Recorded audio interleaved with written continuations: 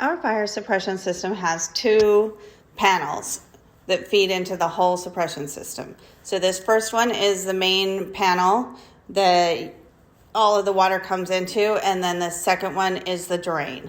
To drain the fire suppression system, first we're going to go to the main panel.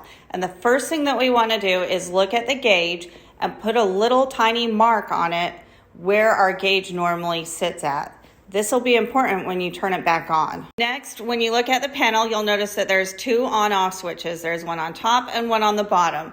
The one on the bottom is the water coming into the house from the street, and the one on the top is going into your fire suppression system. This other panel sits at the complete opposite side of our house. It's the drain, and it is what either holds all of the water into the system or releases it and allows it to drain out. To drain the fire suppression system, first we're going to come to the main panel. My system is already drained, so the on-off switches are going to already reflect that. If your system is on, you'll notice that these switches are both running parallel to the pipe, which allows the water to go through them. So the first thing that you're going to do is you're going to go to the bottom one.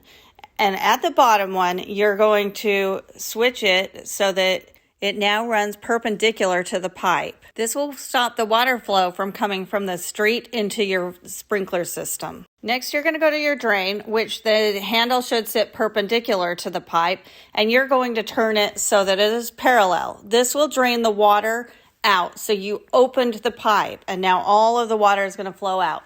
This will take a little while because you've got a lot of water in your system. And by doing it this way, you're also forcing it to push the water out a little bit better. On the exterior of your house, on the opposite side of this, you should have a drain. And if you go outside, you'll see the water at first gushing out and then slow down to a drizzle. This is what it's supposed to do. After you feel like your system is completely drained out, then you're going to go to the last step, which is to go to the top knob on the system and turn the valves from parallel to perpendicular. This will close the water from going into your system. Now let's talk about after the freeze. How do we turn the system back on? First, we're going to come back to the valves that are in our main panel. The first one that we're going to turn on is the bottom one. This will allow all the water coming to the street to start coming into your system. And then we're going to turn on the top one. We're going to do this a little bit slowly for two reasons. One, so that we're reducing the air bubbles that go into the system, and two, so that if we do have any leaks, we can find out early and turn it off. Next, go outside and watch the water flow coming out of the drain.